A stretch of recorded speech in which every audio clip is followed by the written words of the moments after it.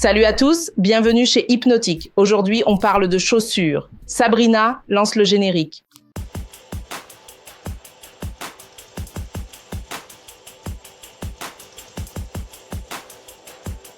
Salut, je suis Fabiola Cassin de cette chaîne merveilleuse qu'est Hypnotique.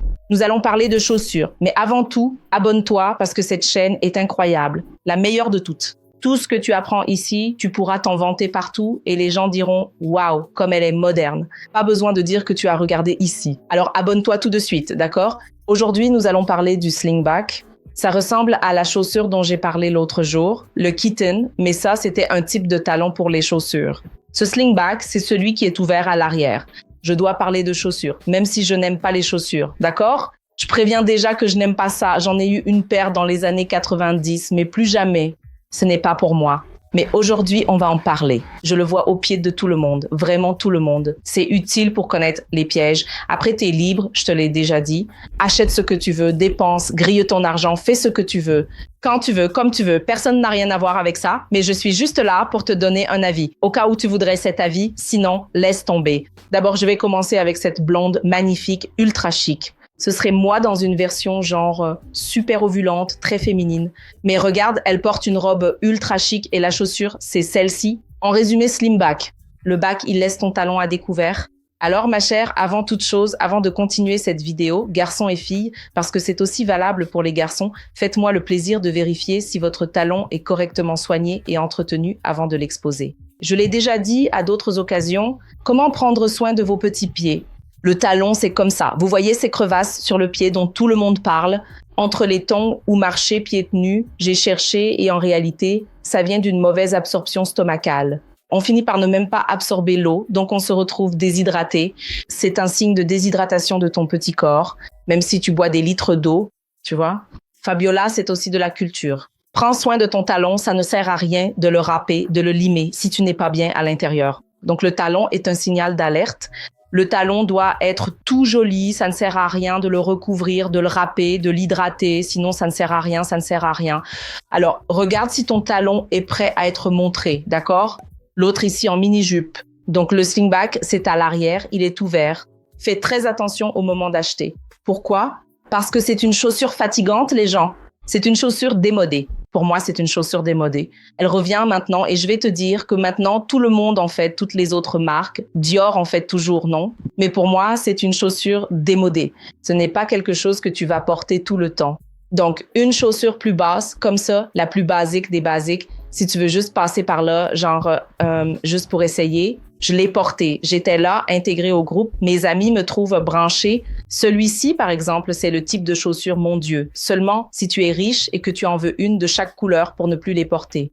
Celle-ci, elle a un talon magnifique, c'est un vrai scandale. J'en achèterais une noire, par exemple. Elle est vraiment très pointue. J'ai toujours aimé ce bout pointu, mais c'est drôle. J'ai une paire de chaussures Gucci d'il y a 15 ans que je regarde et je me dis, mon Dieu, je regardais. Je les reporte, elles sont pointues et on s'y habitue. Regardez ces bottes achetées. Les acheteurs de Bottega se sont fait avoir, non? Ils vendent, ils revendent. Dieu merci, j'ai réussi à passer à côté. J'en ai acheté une chez Zara, voilà. Je la regarde et je me dis, mon Dieu, j'ai porté ça. Alors je me dis, bon d'accord. Donc celui-ci marron avec du doré, je trouve aussi que c'est daté. Et celui-là, c'est Dior qui le fait, c'est le classique de Dior, avec ce petit nœud en ruban, le petit talon bas ouvert, un peu pointu. C'est le classique de Dior. Je vois beaucoup de filles avec celui-là. Parfois, la hauteur du talon varie, mais c'est toujours un petit talon. Prenez ce classique de Chanel. Par expérience personnelle, porter ce modèle beige et noir avec son petit talon carré me donne vraiment l'impression d'être en 1960, comme ces dames un peu coincées de l'époque. Formelle.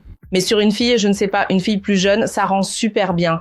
Si je mets ce truc, je vais prendre 10 ans d'un coup. Donc, c'est vraiment fou comme, bon, c'est peut-être dans ma tête, hein, les gens. C'est pour ça que je donne mon propre exemple. C'est fou comme quand on est jeune et qu'on porte un truc, je ne sais pas, j'ai pris un sac de ma grand-mère, tout va bien. Maintenant que tu vieillis, si tu prends le sac de ta grand-mère, tu te demandes, c'est la grand-mère de qui? C'est la grande-tante? Oh, Fabiola, tu fais de l'agisme, je ne sais pas.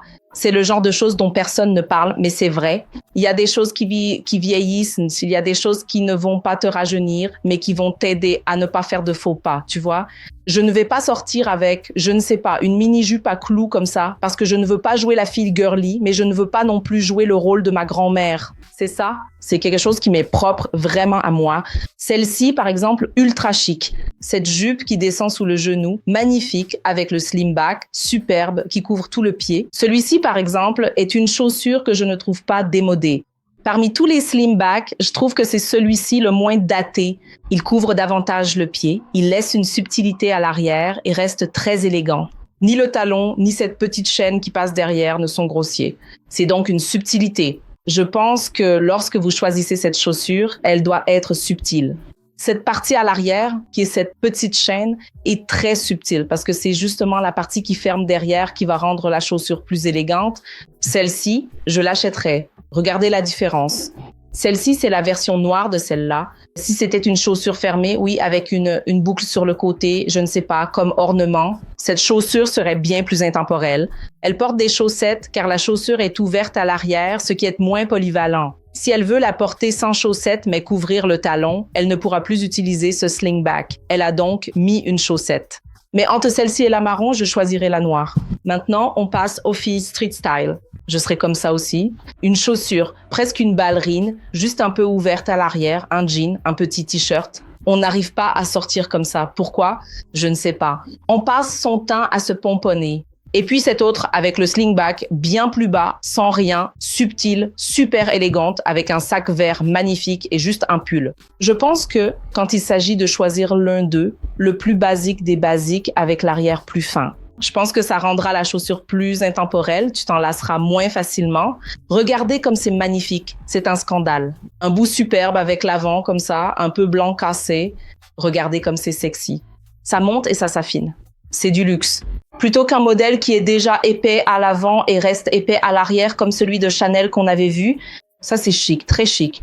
Je mettrais des talons plus bas. Pas ces talons immenses. Rien que de les voir, ça m'angoisse déjà. Ensuite, on a ces variations sur le même thème avec un nœud devant et l'arrière aussi entièrement beige. Elle est canon, belle, magnifique. Mais cette chaussure, par exemple, ne durera pas longtemps ici. Elle n'est pas si polyvalente. Mais bon, allez-y, lancez-vous.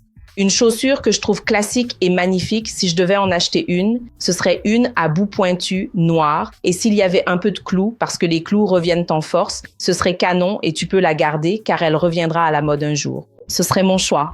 Et l'autre, beige avec une bride en silicone.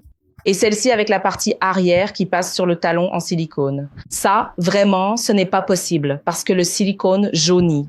Tout ce que tu achètes en silicone, ça va jaunir, ça va transpirer, ça va jaunir. Donc, fais très attention au moment de choisir ces sandales en silicone, ces choses qui ont du silicone sur le dessus du pied parce que ça va s'abîmer et là, tu n'auras pas le choix, tu devras les jeter. On t'a prévenu.